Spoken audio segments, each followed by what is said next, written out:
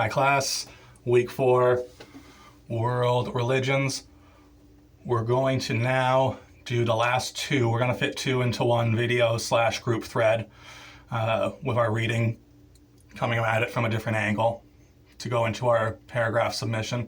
But last 2 fundamental concepts for world religions, and then we'll go into one by one each of the 7 major world religions. Okay, so second last fundamental concept is the nature of the afterlife. A question that every human being has had, probably ever will have, is what happens, what will experience be after I die?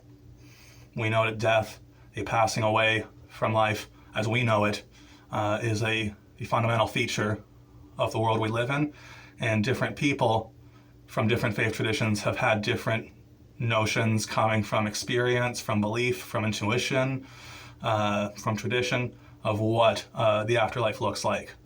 And this one kind of links back to one of our spectrums on the nature of God. You'll see some clear parallels. So one answer for afterlife is that the person simply ceases to exist and there is a peaceful rest in absolute nothingness. Okay? Another notion of afterlife is that an experience wholly unlike anything from our earthly life will be entered into. Okay? And that there is something permanent about the experience. Somehow time stops existing. All things coexist at once. Okay?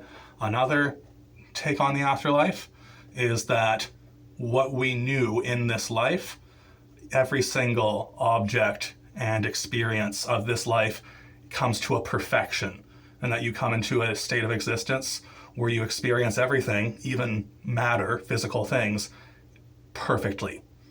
And that there is motion and change, but still probably not time as we would consider it. Okay?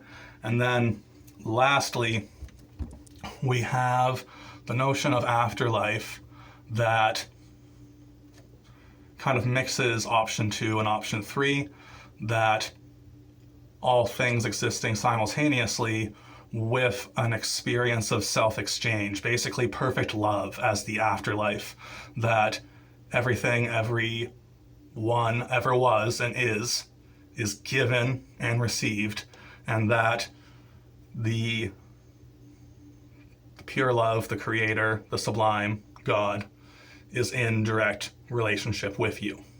Okay? So we have afterlife as peaceful nothingness. We have afterlife as totally new experience that is more spiritual and timeless. We have afterlife as perfection and union of all things that we experienced in this life. And we have afterlife as a love relationship with the sublime, with the creator, with God, however you understand the infinite and the driving force of existence. Direct love relationship with that being and with all other beings. So I guess in our thread today, we're going to ask ourselves, well, not today, this week, this one thread this week will be, which of these notions of afterlife is the most appealing and the most intuitive? Which one do you just have that gut reaction? We can't really prove or disprove it. Okay? Which one do you just have an intuition is true? And if you see a way of mixing them, or another option that we haven't encapsulated, please lay it out, and we can really learn from each other that way. So that's going to be the group thread. And then our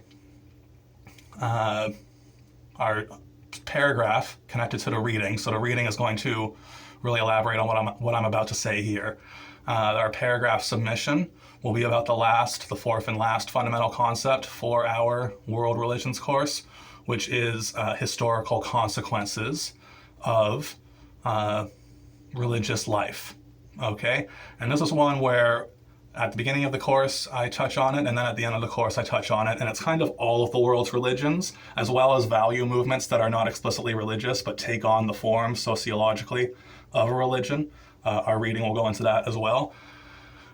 Treating them all together at once, so that there's no sense of trying to elevate one above another, or trying to attack one or not attack another. We're just putting everyone together. And I'm going to lay out there that religious life, according to how the reading will define it, in the last 8 to 10,000 years, has given us a few positives and a few negatives. And part of coming into a mature spirituality, living a life of love, is to try and keep the positives, grow them, find new positives while being aware of potential pitfalls and avoiding them. So I'm going to say that the key positives that religious life has given humanity is a sense, number one, of universal human dignity. So every single member of the human species having dignity, which is innate goodness that they don't have to earn or work for, by means or virtue of being human. That is something from religious life, pre-religious experiences of life. That was not a given at all, that there was universal human dignity based upon a universal human nature bestowed upon us or to us by a higher nature. Each of the world religions has some notion of that, and out of that notion, you gradually get across human history the development of universal human rights and corresponding responsibilities to respect the rights of others. Okay, so number one, positive, universal human dignity. Number two, positive, would be the concept of forgiveness and renewal. Okay, the idea that every relationship will have ruptures that need to be repaired, and that it is possible to forgive others and to forgive situations for wrongs or evils or harms that have been done to you, and that you actually heal and find liberation through forgiveness. And that doesn't mean that you tolerate ongoing abuse. You still promote your own good, establish boundaries, get yourself into communities that grow everyone's good, and you work for justice personally and in the community. But when you come across the natural ruptures and pains of life, that it's possible to forgive, and that you can start again after you've forgiven others or forgiven yourself, that it gives you healing, and that other people can start fresh and make amends for the wrongs they've done. There's many pre-religious cultures, non-religious cultures, I would argue, where forgiveness is not possible. Certain things just remove someone's right to exist, and it leads to cycles of feuding and violence.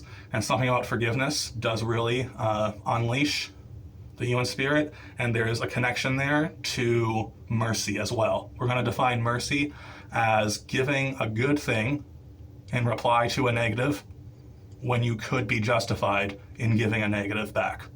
Okay, so mercy, giving the good when you could give bad. Okay, so those are the positives, I think, of religious life. The negatives, which are not inherent to any particular belief or tradition, but just negatives that people can fall into when pursuing religious life in any tradition, would be scapegoating. So trying to take what's wrong with yourself or a community or just natural limitations of human experience and trying to push it onto others who don't follow your beliefs but not take any responsibility yourself. That's one negative that you could possibly fall into. Another would be tribalism, okay, in terms of a bigotry based on religious affiliation. So whereas the world religions have done tons to transcend ethnic, linguistic, racial, political division, while people are on that path, they do still run the risk of then turning the religion itself into an in-group, out-group matter and denying universal goods that can help humanity. Okay, so those are the main negatives that could come out of it. All right, we'll reiterate it in the reading.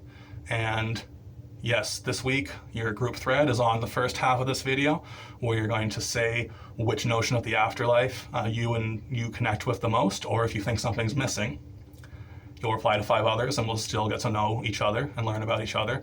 And then your paragraph submission based on the second half of this video, as well as what you see in the reading, would be basically if you agree or disagree with the notion of the universal goods from religious life being human dignity, universal human rights, forgiveness, mercy, and potential pitfalls being scapegoating, bigotry, in-group, out-group conflict. Okay, if you agree with that, or if you disagree, or if you would just add other things to it, that's your paragraph submission. Okay, and once we've done this week, we'll go into the first of our world religions, and we'll keep going. All right, if you have any questions, shoot me an email. Thanks a lot. Have a good one.